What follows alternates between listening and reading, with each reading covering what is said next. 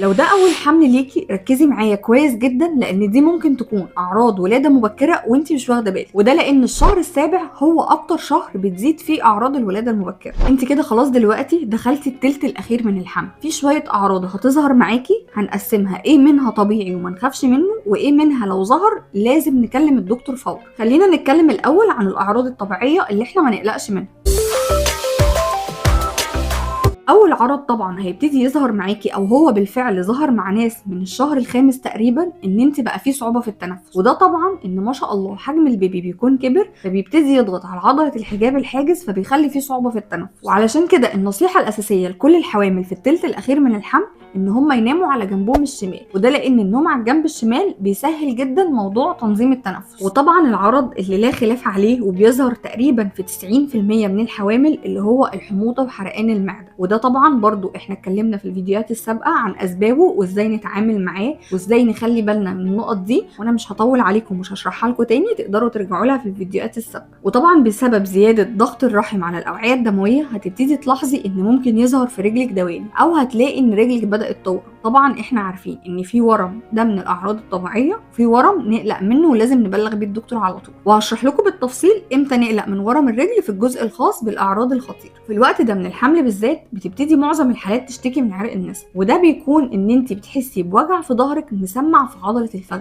تحسي مثلا ان في حرقان مكمل من ظهرك لحد رجلك من تحت، او مثلا زي لسعه الكهرباء كده، ده بيكون عرق النسا، وده طبعا بسبب مشاكل الاعصاب اللي بتكون معانا في الثلث الاخير من الحمل. عايزاكي لو حسيتي بالعرض ده لازم تبلغي الدكتور على طول، او لو ابتديتي تشتكي من اي مشاكل في الاعصاب، لان ليها علاج وعلاج سهل جدا، بتكون عباره عن حقنه بتتاخد مره في الاسبوع او مرتين في الاسبوع، ودي بتكون عباره عن فيتامين بي 12. الحقنه دي هتاخديها هتفرق معاكي كويس جدا في موضوع الاعصاب ده. وطبعا حالات كتير جدا بتشتكي في الثلث الاخير من الحمل او برضو بدايه تقريبا من الشهر الخامس بيبتدوا يشتكوا من الامساك. طب احنا نعمل ايه عشان نتفادى موضوع الامساك ده عشان بعد الشر ما يقلبش معانا ببواسير؟ طبعا احنا اتفقنا ان انت هتشربي ميه كتير، هتاكلي برضو الحاجات اللي بيكون فيها الياف زي البرتقال زي البطيخ زي الخس، الحاجات دي كلها هتسهل معاكي حركه الامعاء. وطبعا كمان احنا متفقين ان انت هتحاولي تتمشي في اليوم على الاقل نص ساعه، لان التمشيه بتسهل معاكي حركه الامعاء. ومش عايزاكي تقلقي خالص لو الامساك ده قلب معاكي ببواسير، مش معنى ان هو حصل ده في الحمل ان انت هتفضلي تعاني منها، لا ان شاء الله بعد الولاده كل حاجه بترجع لطبيعتها تاني. طبعا في الوقت ده من الحمل اللي هو الثلث الاخير الطفل بينمو نمو سريع جدا، خلاص هو بيجهز نفسه ان هو هيبقى مولود، فبيبتدي ان هو يسحب من جسمك عناصر كتير، فتبتدي انت تحسي بالدوخه. الدوخه دي الدكتور لازم يتاكد ان هي سببها مش انيميا، تلاقيه طلب منك تحليل صوره دم كامله عشان هيبقى محتاج يتاكد ان هو ده سببه مش الانيميا. ممكن جدا يكون بسبب قله شرب الميه، وممكن جدا برضو يكون بسبب قله تغذيه، فكل الحاجات دي هتسبب معاكي الدوخه. عايزاكي تبلغي الدكتور بتاعك وهو اللي هيقدر يحدد لك سبب الدوخه دي ايه وازاي نعالجها. وبرضو بما ان البيبي ما شاء الله كبر هيبتدي ان هو حجم الرحم بيزيد فيضغط على المثانه، فالمثانه بتبقى بدل ما بتشيل مثلا حجم ميه قد كده هتبقى بتشيل حبه قد كده، فكل ما الحبه اللي قد كده دول بيكملوا المثانه بتبقى محتاجه انها تفضي عشان تقدر تملى تاني، فهتلاقي نفسك بتدخلي الحمام كتير جدا. بس برضو نخلي بالنا ان ممكن دخول الحمام كتير ده يكون مؤشر مش حلو، هشرحه لكم برضو في الاعراض الخطيره. كمان في الوقت ده هتلاقي نفسك ابتديتي تشتكي من الم في منطقه الحوض وتحسي ان في تقل. بصوا هو ده مش حاجه غلط او مش حاجه تخوف، ده بس عضلات الحوض بتبتدي سبحان الله تهيئ نفسها للارتخاء، وتبتدي تهيئ نفسها ان في خلاص احنا دلوقتي بنتهيأ ان في مولود هيعدي من المكان ده، فلازم نجهز له كل حاجه. حتى هتلاحظي ان الوجع ده بيزيد معاكي كل لما رجلك تبعد عن بعضها، حاولي ان انت بقدر المستطاع رجلك ما تبعدش عن بعضها عشان خاطر الوجع ده ما يزيدش معاكي. كمان معظم الحوامل بيشتكوا ان الافرازات بتزيد معاهم في فتره الحمل. طيب امتى اقول ان الافرازات دي طبيعيه وامتى اقول ان الافرازات دي كده بتديني مؤشر الالتهابات ولازم ابلغ الدكتور فورا؟ لو الافرازات دي ملهاش ريحه ولونها شفاف او بيضه عادي مش مجبنه يبقى الافرازات دي تمام وعاديه جدا ومفيش منها اي مشاكل. لكن الافرازات اللي بتكون بيضه ومكلكعه كده مجبنه او لونها اصفر او لونها مايل للخضار شويه وليها ريحه وحشه او مثلا لونها بني شويه مدي على محمر، كل الافرازات دي بتكون خطر. اي حاجه من دول تظهر معاكي لازم تبلغي بيها الدكتور على طول. طيب نيجي بقى نتكلم عن الاعراض اللي هي جسمنا بيدينا مؤشر ان احنا دلوقتي داخلين على حاله ولاده مبكره او بعد الشر تسمم حمل، او في خلل او في مشكله جسمنا بيدينا بيها اشاره. في الوقت ده ممكن جدا تحسي بتقلصات في اسفل البطن كده وتحسي طبعا بوجع الظهر، كل الكلام ده عادي. امتى بقى يبقى مش عادي؟ لو لقيتي ان التقلصات دي عماله بتزيد ومنتظمه، يعني كل 10 دقايق تحسي ان انت في تقلصات جامده قوي، والوجع اللي في بطنك ده مسمع في ظهرك، والوجع ده عمال كل 10 دقايق بيتكرر، كل 10 دقايق بيتكرر، وتيجي مثلا شويه وتلاقيه بقى كل 5 دقايق بيتكرر، بقى الوقت بين الوجع والتاني بقى وقت قصير وعمال يحصل معاكي كده، ده معناها ان دي اعراض طلق ولاده. كمان طبعا من الاعراض المعروفه جدا ان دي ولاده ما فيهاش نقاش، لو لقيتي نزل عليكي ميه، بس مش لو لقيتي نزل عليكي ميه اللي هو حاجه بسيطه اللي هو الهدوم اتبلت بسيط جدا، لا لقيتي ان انت اتبليتي فعلا في ميه فعلا، حسيتي انها نزلت منك، ده كده طبعا ما فيهاش نقاش، دي ولاده. وفي معظم حالات برضو بينزل عليهم ان هو السداده المخاطيه دي بتنزل، اللي هو بتكون زي افرازات كده لونها بني ممزوجه بلون دم، دي معناها خلاص ان جسمك بيقولك ان انت كده بتتجهزي للولاده. كل الاعراض اللي ذكرناها دي بتقول لنا ان الجسم ده مهيئ نفسه خلاص ان هو دخل في حاله ولاده مبكره. زي ما جسمك اداكي مؤشرات للولاده المبكره، ممكن كمان جدا يديكي مؤشرات لتسمم الحمل. طيب امتى اعرف ان كده جسمي بيديني علامه ان كده في تسمم حمل؟ عايزاكي تركزي كويس جدا مع الاعراض دي علشان خاطر تحمي نفسك وتحمي جنينك، لان بعد الشر حالات تسمم الحمل ممكن الام للاسف تفقد الجنين، فعايزاكي تكوني مركزه كويس جدا مع الاعراض دي. اعراض زي ايه مثلا؟ زي مثلا ان انت تلاقي ايدك او وشك او رجلك ورموا فجاه، مش الورم اللي هو لما بتعملي مجهود فتلاقي رجلك نفخت شويه، او مثلا صاحيه من النوم فوشك منفخ شويه، لا،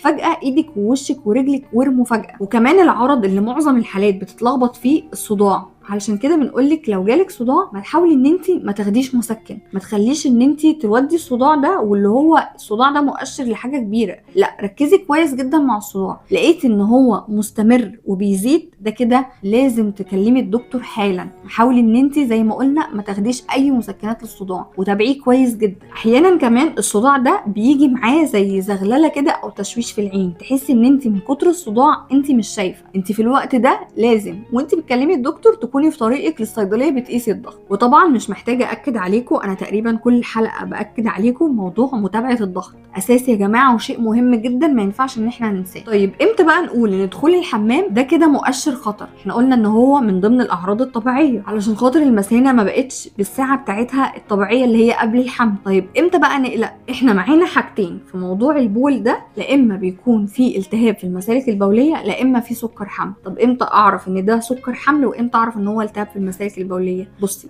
لو هو التهاب في المسالك البوليه هتلاقي ان في حرقان مع البول، او هتحسي ان انت لما بتعوزي تدخلي الحمام بتدخلي بس مش عارفه تعملي، او مثلا بيكون في الم اثناء وانت بتعملي حمام. كل الاعراض دي بتقول ان كده في التهاب في المسالك البوليه. طب امتى ممكن اشك ان ده سكر حمل؟ لو انت بتدخلي الحمام كتير وكمان بتعملي كميات بول كبيره، كده جسمك بيقولك ان في سكر حمل. كده قدرنا نميز بين البول امتى يكون طبيعي وامتى يكون مؤشر خطر. فعايزاكي تركزي كويس جدا في اللي احنا قلناه ده، لان طبعا سكر الحمل بيسبب ولاده مبكره، وكمان ممكن للاسف يسبب تسمم حمل، والتهابات المسالك البوليه برضو بتسبب ولاده مبكره وبرضو ممكن تسبب تسمم حمل. فعايزاكي تركزي كويس جدا، لان كل ما بتاخدي بالك من الاعراض بدري كل ما الموضوع بيتلحق بسهوله. وعشان كده يا جماعه دايما بنأكد على البعد عن الموالح وشرب الميه كتير جدا في خلال فتره الحمل. وعايزاكم برضو تركزوا كويس جدا مع الافرازات المهبليه بتاعتك زي ما شرحتها لكم كده، امتى تكون طبيعيه وامتى تكون تقلق، لان برضو الالتهابات المهبليه بتسبب ولاده مبكره. اخر واهم نقطه عايزاكي تركزي فيها كويس جدا جدا وهي حركه البيبي. طبعا في الوقت ده من الحمل حركه البيبي بتكون واضحه معانا جدا، غير الشهور الاولانيه، خلاص هو بيبي مكتمل، ايده محسوسه، رجله محسوسه، كل حركه بيعملها جوه بطنك انت اكيد هتحسي بيها. طيب لو لاحظتي خلال اليوم ان انت عدى ساعتين وما حسيتيش بحركه البيبي، ايه اللي ممكن تعمليه عشان تخلي البيبي يتحرك عشان تطمني عليه؟ حاولي ان انت تجيبي فاكهه مسكره وتاكليها، وتدخلي تنامي على جنبك الشمال، وتخلي ايدك تلمس بطنك بس ملامسه مباشره، يعني ما تكونش من على الهدوم، لا، الجلد يكون لامس الجلد. تعملي الحركه دي وفي خلال ان شاء الله نص ساعه هتلاقي البيبي ابتدى يتحرك. طيب لو عملتي الخطوات دي ولقيتي البيبي ما اتحركش، ولاحظتي ان ممكن يكون عدى 12 ساعه والبيبي لسه ما اتحركش، ايه اللي هتعمليه؟ كده لازم تروحي المستشفى طوارئ، مش كمان تبلغي الدكتور، لا، انت لازم تنزلي طوارئ عشان يتعمل لك سونار تطمني ان البيبي بخير. في نقطه مهمه جدا معظمكم ما بيركزش معاها، وهو ان تخلي بالك من اكلك ان هو يكون داخل له حديد. انت بتيجي في الوقت ده بسبب ان البيبي ما شاء الله بيتطور بشكل كبير، بتلاقي ان نسبه الحديد عندك نزلت. طيب انت دلوقتي لو لا قدر الله حصل معاكي ولاده مبكره وانت الانيميا بتاعتك نازله، عارفه ايه اللي هيتم؟ اللي هيتم ان انت هيتعلق لك دم. فعايزينك ان انت في الثلث الاخير من الحمل الحمل تكوني مهيئه نفسك ان ممكن بعد الشهر يحصل اي حاجه مفاجاه. فعايزه كل حاجه في جسمك تكون متظبطه، واهمها الانيميا عشان ما نحتاجش طبعا ان احنا نعلق دم بعد الولاده. وطبعا بدايه من الشهر السابع زياره الدكتور بدل ما بتكون كل شهر هتلاقيها ان هي بقت كل اسبوعين. ولكن في حالات سكر الحمل او ضغط الحمل او مثلا الحاله اللي الدكتور شاكك ان هي عندها اي اعراض ولاده مبكره او حالات التوأم، الزياره بتكون كل اسبوع، وده بيحصل بدايه من الشهر السابع. ومن الوقت ده بقى خلاص من الثلث الاخير الدكتور بيبتدي يبلغك بوزن البيبي، وبيبتدي يقولك على حجمه لان هو خلاص بيكون عدى الكيلو، فبيبتدي يقولك مثلا وزنه كيلو 200 كيلو 600، ما بقاش جرامات زي الاول. فالدكتور ما كانش بيهتم ان هو يبلغك، لكن بدايه من الشهر السابع هتلاقي الدكتور بدأ يبلغك بوزن البيبي. اتكلمنا عن حاله الام، نيجي بقى للجزء الخاص بحاله البيبي.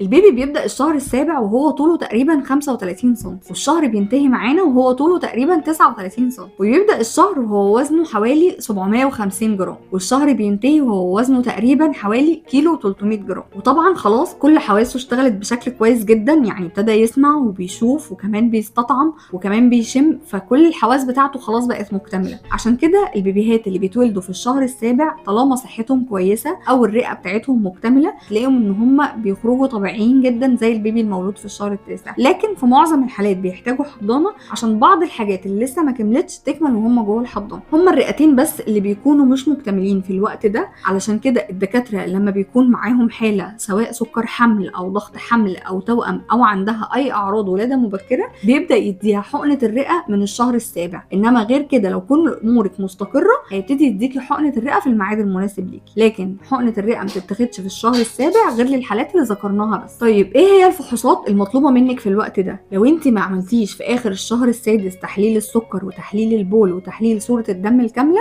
لازم تعمليهم بمجرد ان انت دخلتي الشهر السابع. وطبعا ما ننساش قياس ومتابعه الضغط وحالات السكر، ما ننساش برضو متابعه السكر. يا رب يكون الفيديو عجبكم وتكونوا استفدتوا من المعلومات الموجوده فيه، وما تنسوش اللاف الجميل بتاعكم.